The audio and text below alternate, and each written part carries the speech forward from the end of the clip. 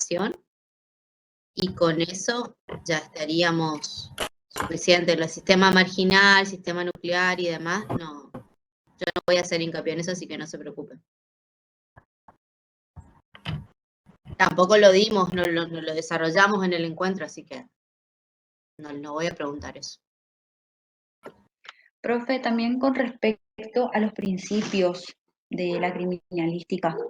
Sí. Quería consultar, que no me había quedado un poco claro, el principio de producción. ¿No entendés qué significa? Claro, algo, por ejemplo, a la hora de dar algún ejemplo, no sabría cómo relacionarlo.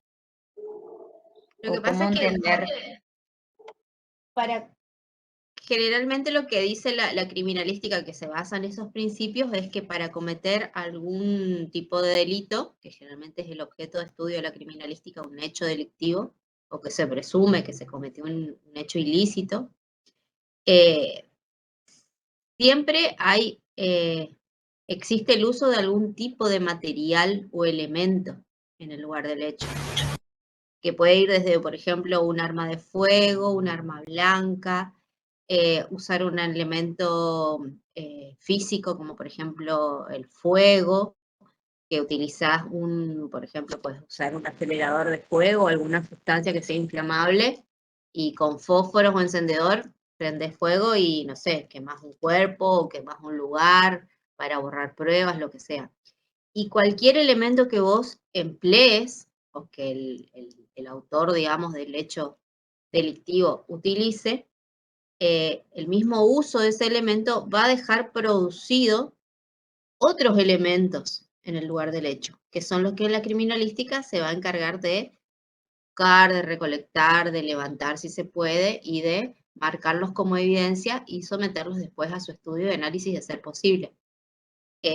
Por ejemplo, si vos usás, como yo te mencioné recién, el uso del fuego, un elemento físico, seguramente en el lugar del hecho van a quedar cenizas o restos de elementos quemados o restos del acelerante o de la sustancia química que se usó para que el fuego se propague, etcétera, ¿sí? Es lo que se produce a raíz del uso del elemento en particular, del hecho, en el lugar del hecho o en la zona, en la región, en la habitación, en el espacio donde se produjo ese delito, ¿sí? No sé si te aclaré algo. Sí, buenísimo. Sí. Sería que el principio de uso sería el material y como que el principio de producción sería la marca que deja ese elemento, ese material. Claro, lo que a consecuencia deja, se produce o se crea o se origina por haber usado ese elemento, que es el primer principio, el uso del elemento. Y el segundo es lo que se deriva del uso, ¿sí? Puede ser un casquillo de bala, por ejemplo, si se usa un arma de fuego, puede ser el casquillo de la bala que queda a veces en el lugar del hecho. A veces no, a veces sí. Sí, no sé quién me iba a preguntar algo. Yo le hablé porque a mí me confunde lo del principio de producción y principio de correspondencia de características, el segundo y el cuarto. Me hacen que son medio iguales o capaz yo entendí todo mal. No, ahí el micrófono. Es que en realidad es como que se va como orientando los principios, como que se va sucediendo uno después de otro, si lo analizan así, porque primero parten del uso de un elemento o de un material para cometer el hecho o en el lugar del lugar del hecho delictivo o se supone que ocurrió algo contrario a la ley. Puede ser un robo, puede ser un asesinato, puede ser una violación, puede ser un secuestro, etc. A partir del uso de ese elemento o ese material, se producen a consecuencia otros materiales o elementos en el lugar del hecho, ¿sí? Que son los que la criminalística va a estudiar. A su vez existe un intercambio de indicios, que sería el tercer principio, que ese intercambio se puede dar entre el autor del hecho y la víctima, o al revés, entre la víctima y el autor, o entre el autor y el lugar del hecho, o entre el lugar del hecho y el autor, ¿sí? cualquiera de esas relaciones se puede dar ese intercambio de elementos que se produce. Hay como una frasecita que dice que el autor siempre deja algo en el lugar del hecho y siempre se lleva algo en lugar del hecho, ¿sí? Y en eso se basa ese principio de correspondencia. Ahí lo está relacionando con el autor, pero también puede suceder con la víctima, ¿sí? Ese intercambio de elementos o materiales. Y el de la correspondencia de caracteres, lo que habla este principio es que por el uso de algún material o algún elemento determinado en el lugar del hecho, por ejemplo, para cometer el robo, uso un arma de fuego y ese elemento, que es el arma de fuego, no solamente va a producir un elemento a raíz de su uso, como ser el casquillo, sino que también va a dejar una impronta o una marca, ¿sí? O va a dejar impresas sus características en algún lugar del hecho o sobre la víctima, ¿sí? Por ejemplo, si usa el arma de fuego póngale que disparan a la pared, ¿sí? Le quieren disparar a la víctima y no logra darle a la víctima y dispara contra la pared, va a quedar esa huella, ese disparo en la pared, en la superficie de la pared. O el agujero de bala en el cuerpo de la víctima, ¿sí? O en un mueble o en algo que exista en ese lugar del hecho. Ese es el principio de correspondencia característica, ¿sí? Es la marca que deja el uso mismo del elemento o material, ¿sí? Ya sea una pistola, ya sea un cuchillo. Acuérdense que se puede usar cualquier cosa para cometer un ilícito. Piensen en un crimen, puede usarse un martillo, puede usarse una pala. Ahí tienen que dar rienda suelta a su imaginación para ubicarse más o menos qué significan estos principios. Y Profe, después viene, sí, puede ser de que entonces sea como para diferenciar los dos, principio de producción sería lo que queda de la bala y en el de correspondencia sería la marca que dejó. exactamente. Ok. ¿Sí? Ustedes traten de hacer todos los ejemplos de los principios con un mismo elemento. Por ejemplo, si eligen el arma de fuego, traten de ver cómo la aplican al uso, a la producción, al intercambio, a la correspondencia característica, porque entonces ahí ustedes se van a ir ubicando. Siempre traten de darle el ejemplo con el mismo elemento, ¿sí? O si eligen un cuchillo que es un arma blanca, fíjense cómo se puede aplicar estos principios. A veces el del arma de fuego es el más fácil porque es el más común, pero hay un montón de ejemplos que se les puede ocurrir. Pero más que nada la correspondencia característica, entiéndanlo como la marca que deja el uso de ese elemento, ¿sí? En el lugar del hecho. Puede ser específicamente en el lugar del hecho, sobre la pared, sobre el piso, sobre el techo, sobre un mueble, o puede ser en el cuerpo de la víctima, por ejemplo. O a veces en el mismo, en el cuerpo del autor, o sea, todo el tiempo hay como un intercambio, o sea, casi toda la criminalística sucede porque por decirlo así, ningún crimen es perfecto, o sea, siempre hay algo, alguna evidencia, algún indicio, algún rastro, una huella que queda, ¿sí? Ahora, está en el poder del que investiga dilucidar o lograr identificar, porque muchas veces hay evidencia, hay muestras, hay rastros, pero aún así no se logra identificar al culpable, ¿sí? O al autor del hecho. Como por ejemplo les menciono el caso más conocido acá en Argentina, que es el de María Marta, donde hubieron casquillos de bala que fueron eliminados por el inodoro, pero que después se recuperan, pero aún así todavía no pueden dar con quién es el autor del crimen. Había marcas en el cuerpo de la víctima, los agujeros de bala que tenía en el cráneo, y aún así todavía no pueden dar con el autor. O sea, quedan marcas, quedan indicios, pero está en la inteligencia del que investiga poder o no, con esas pruebas, hacer algo y determinar sobre todo la identidad de quien cometió ese hecho. Eso de los principios de criminalística es Doctora, importante que lean y que entiendan. ¿Sí? ¿puede repetir de criminalística qué es lo importante? Porque cuando entré ya estaban hablando de principio y me perdí. Estaba explicando los principios, me preguntó una compañera. Eso nada más estaba explicando. Y ahora recién les dije que es importante que lean los principios de criminalística. ¿Alguien más quiere preguntar algo en particular? Si no, yo les voy a ir más o menos marcando en el material lo que quiero que sí o sí sepan bien. Acuérdense que en el parcial tenemos poco tiempo.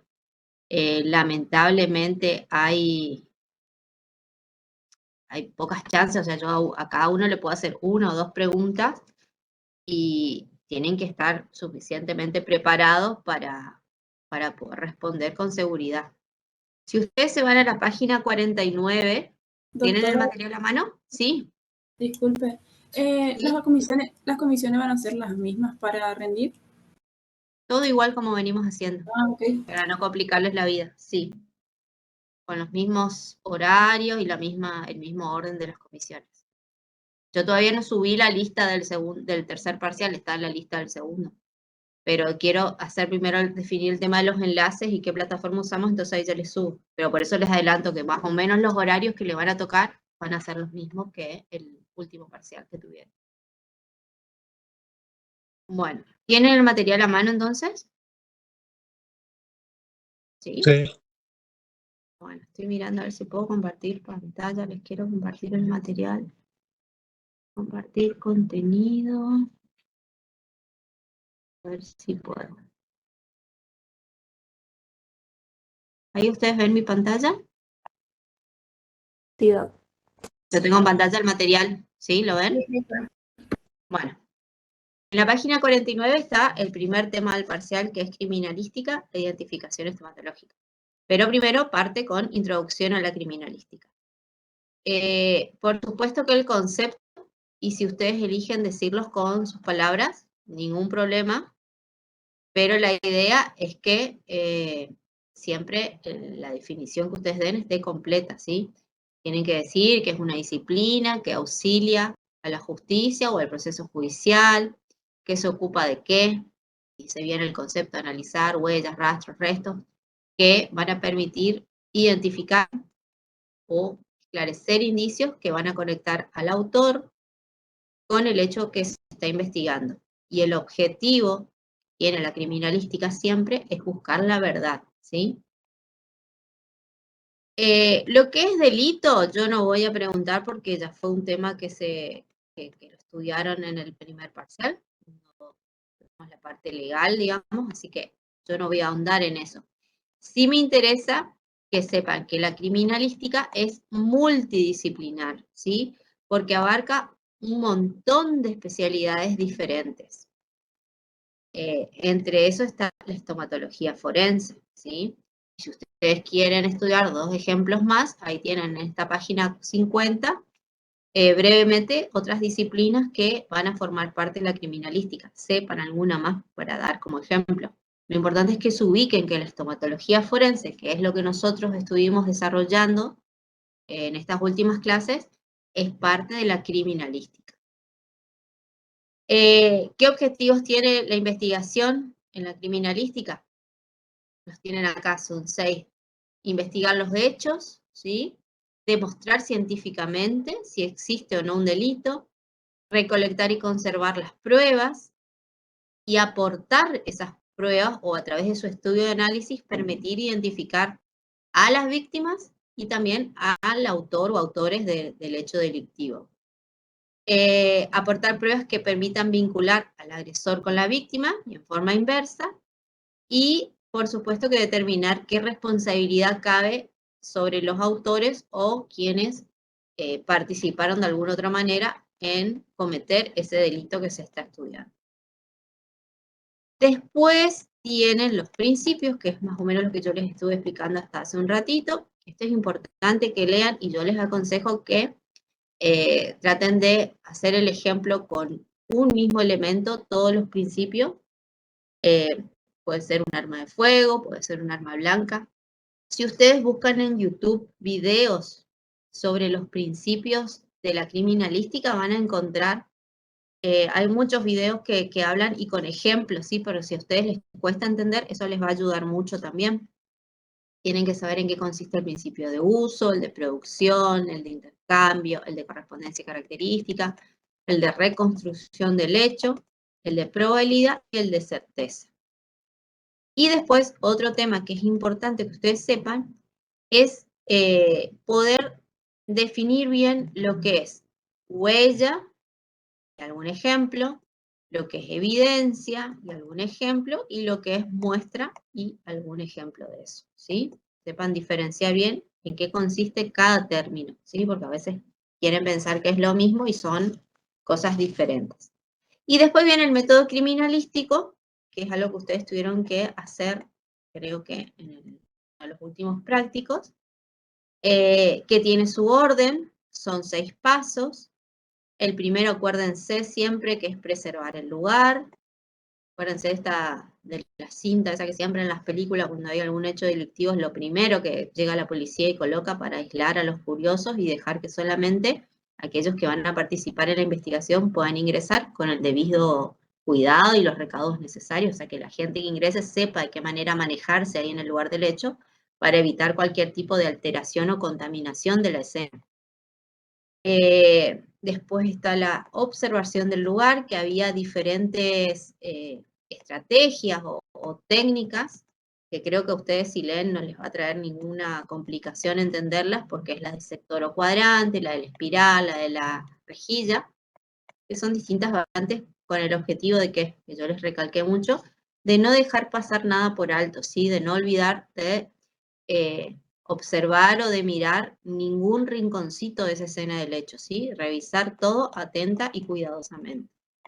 Después tienen el paso 3, que sería la fijación, que es documentar de alguna manera todo lo que esté en el lugar del hecho, o lo que esté ausente, lo que falte, y puede hacerse mediante una descripción escrita, puede hacerse mediante fotografías, mediante planimetría, que es como una especie de dibujo que se puede hacer, o el moldeado, ¿sí?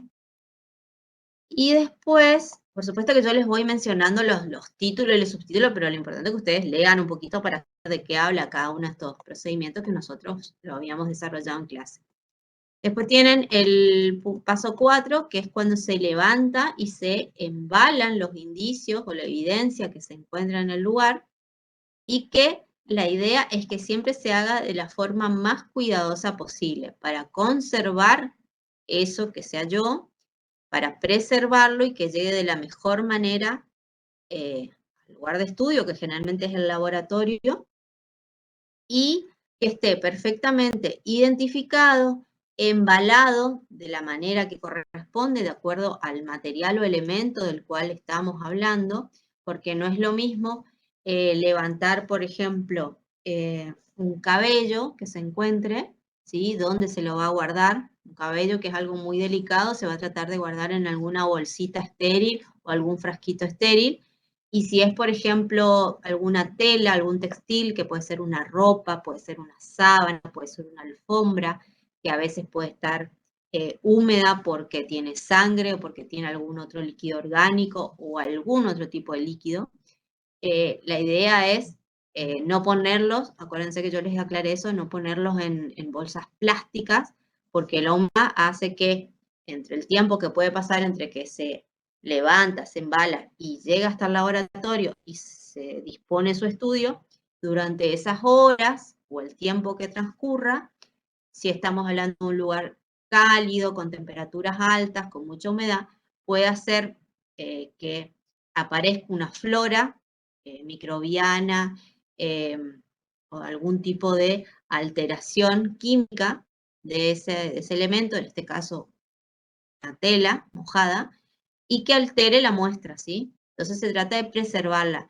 ¿En dónde colocarían ustedes, dónde embalarían una prenda húmeda o una tela, una alfombra, una ropa húmeda con sangre, por ejemplo? ¿Cuál les parece que es el mejor embalaje?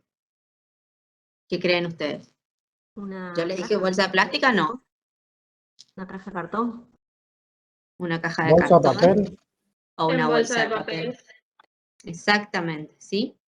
Y así depende del elemento. Yo no le voy a pedir un montón de ejemplos porque yo tampoco se los di, pero básicamente sepan diferenciar o cosas muy pequeñitas en bolsitas más pequeñas, cosas más grandes en bolsas más grandes, por supuesto, pero todo tiene que estar perfectamente identificado, con el lugar donde se halló, de qué se trata, si tiene alguna huella, quién es el que lo halló, la firma del que lo halló, en qué fecha, qué hora, todos los datos que puedan brindar para ese etiquetado y que llegue bien identificado al laboratorio, ¿sí?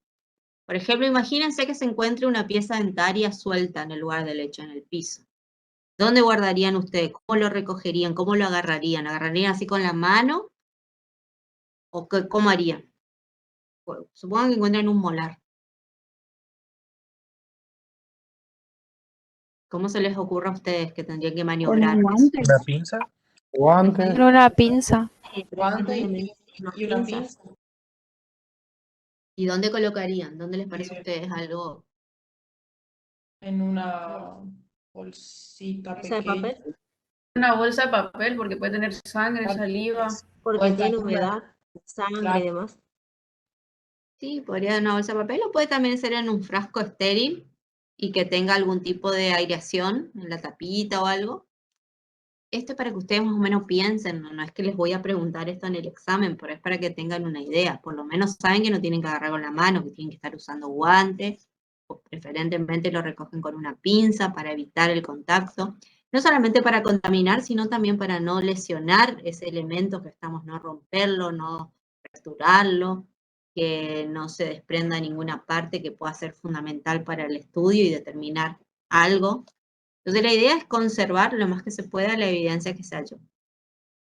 La cadena de custodia, que es lo que se debe respetar desde que ese elemento o esa evidencia fue levantada y hasta que llega al laboratorio, que es el lugar donde se van a hacer las pruebas, los análisis, los diferentes estudios. Bueno,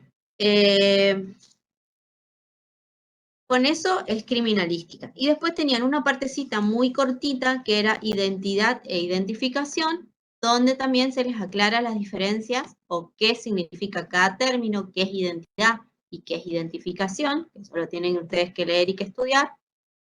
Y después tienen la importancia de la identificación. Esto ustedes lo leen para tratar de interpretarlo, de por qué hacemos identificación, ya sean en personas que están vivas o en personas fallecidas, y por qué se necesita determinar la identidad. Y ahí tienen diferentes ejemplos. Por ejemplo, alguna persona que desapareció, que está extraviada, que puede pasar mucho con los adultos mayores, a veces tienen Alzheimer, o con los niños muy pequeños, que a veces por un descuido momentáneo de los padres se extravían.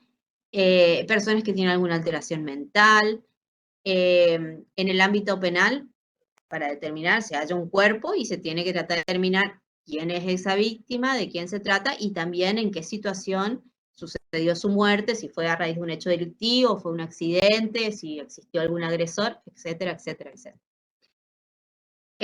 Bueno, eso lo leen, no van a tener problemas. Y después tienen que leer que existen dos tipos de técnicas de identificación, tienen las que son científicas y las no científicas. Dentro de las científicas tienen las métricas, que son todas que se basan en mediciones de distintas partes del cuerpo humano. Después tienen los métodos papiloscópicos, que lo importante acá, que dentro de estos métodos está la más usada, la más difundida, que es la dactiloscopía, ¿sí? Después tienen los métodos estomatológicos, que ahí son los que vinimos estudiando, palatoscopía, rugoscopía, heridas por mordedura, etcétera, etcétera. La genética, que también nosotros en un pequeño apartadito estudiamos identificación por ADN, las fotográficas, químicas, etcétera, etcétera. Y las no científicas son aquellas que se basan más que nada en la observación de una determinada característica peculiar que tiene el individuo, como puede ser una malformación, que a veces ocurren a nivel dentario, malformaciones, por ejemplo, que tengan dientes supernumerarios, algo singular que pasa a uno de cada tanto, no todas las personas tienen, o agenesias dentarias, ese también es otro tipo de malformación, alguna malformación esquelética y que afecta al esmalte, eso para que nos ubiquemos nosotros como odontólogos, pero también, por supuesto, en cualquier otra parte del cuerpo hay malformaciones. Después tenemos las deformaciones, que puede ser de una causa, puede ser por un accidente, puede ser a raíz de algún hecho criminal, etcétera, pero alguna deformación que presente el sujeto ya es singular y característico y permite por ahí lograr la identificación. Después tienen las cicatrices que pueden ser traumáticas, pueden ser patológicas, pueden ser terapéuticas. Si usted estudia en cada caso lo que significa eso. Los tatuajes, que hay distintos tipos de Doctora, tatuaje. ¿Sí? ¿la dactiloscopía dijo que era la más usada? ¿Sí?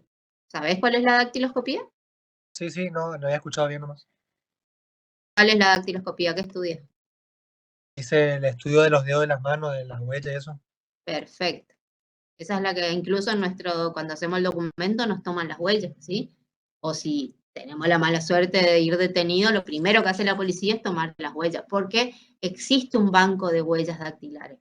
Y eso es lo que estamos tratando de luchar los odontólogos que nos dedicamos o que nos especializamos en la parte forense, es que exista así también un registro, por ejemplo, de rugas palatinas, que sería buenísimo para que hacerlo estandarizado y que entonces todos los odontólogos tengan este registro y cuando se necesita el cotejo se cuente con una base de datos como sucede con las huellas digitales, pero por lo menos en Argentina eso no está muy, muy difundido todavía.